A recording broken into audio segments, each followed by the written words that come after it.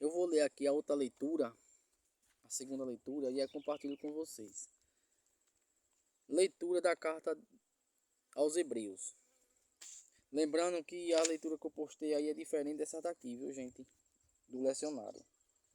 Irmãos, é impossível eliminar os pecados com o sangue de outros, de touros e bezerros.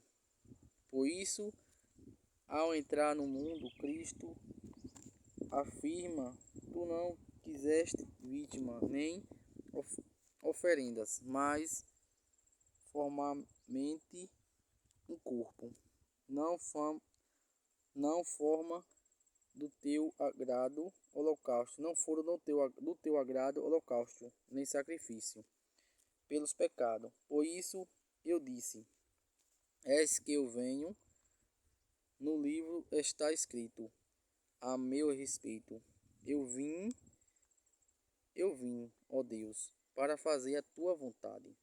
Depois de dizer, tu não quiseste nem te agradar, vítima oferecida, holocaustos, sacrifício pelo pecado, coisas oferecidas segundo a lei. Ele acredita, eu vim para fazer a tua vontade. Com isso, suprime o primeiro sacrifício, para estabelecer o segundo, e graças a esta vontade que somos santificados pelas oferendas do corpo de Jesus Cristo, realizado uma vez por todas. Palavra do Senhor, graças a Deus. Então veja bem que o evangelho aqui, ou perdão, a leitura estava falando que antigamente matava boi, bezerro, duas pombas, duas rolas, mas não conseguia, digamos assim, se salvar as pessoas. Não conseguia antigamente. Fazia o sacrifício. Não tinha como ser salvo. Então, Jesus veio para fazer a vontade de Deus. Para dizer que agora por diante, eu e você não precisamos mais fazer sacrifício com animais.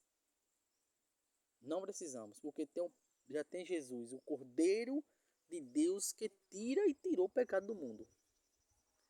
Então nós somos chamados não mais para fazer holocausto, sacrifício, não mais. Por isso que macumbaria, feitiçaria, tem essas coisas aí, aparentemente a gente acha que é de Deus, mas não é de Deus. Não é de Deus, não vem de Deus. Eu já fui, eu digo assim, eu fui uma vez, mas graças a Deus porque a Virgem Maria me tirou de lá, porque eu rezava muito terço, então ela me tirou de lá. Foi enganação perdida. Então, eu estou dizendo para você, é enganação, é mentira. Ali não é de Deus, não vem de Deus. Então, o sacrifício, quem já fez foi Deus na cruz por nós. O Cordeiro de Deus que tirou o pecado do mundo. É a quaresma que a gente está vivendo. Foi esse Cordeiro que tirou o pecado do mundo. Não precisa mais fazer sacrifício nenhum. Hoje a gente faz o sacrifício, mas é do nosso corpo. Vamos dizer assim. Se a gente come muito, largar de comer mais. Principalmente na quaresma. Se bebe muito, largar de beber ou parar. Principalmente na quaresma. Se xinga, você tem que largar de parar. Principalmente na quaresma. Então, o sacrifício já foi, digamos assim, retirado de tempo. Hoje não é mais sacrifício. Hoje o sacrifício é o nosso viver em Cristo e com Cristo. Veja que Jesus fala para fazer a vontade. Hoje eu quero que vocês façam a vontade de Deus, a vontade de Cristo. Quem amar Cristo, quem amar Jesus, ama o Pai. E quem amar o Pai, ama Jesus. É simples assim. Agora, não precisamos fazer que nem antigamente o sacrifício. Porque Deus já veio para tirar o pecado do mundo e salvar a humanidade de uma vez por todas. Só que muita gente confunde aqui, porque veja bem, Deus, ele salvou a humanidade, né? Do pecado. Vamos, digamos assim. Eu estou salvo do pecado. Eu estou salvo se eu fazer a vontade de Deus sempre. Não é que se eu viver no pecado sempre, no erro sempre, eu vou me salvar. Não é. Eu digo para vocês aqui que eu tenho o Espírito Santo, né? Ok, beleza. Se eu largar de rezar, largar de adorar o Santo Sacramento, largar de comungar, largar de confissão, se eu largar de ler Bíblia, estudar Bíblia, largar da catequese, então eu vou estar me afastando totalmente de Deus. Então o Espírito Santo vai ser retirado de mim. Mesmo se eu tiver o Espírito Santo, ele vai estar sobre pedra, em cima da pedra, sobre rochas, sobre predegulhos, sobre lodo, sobre tudo aquilo que sufoca.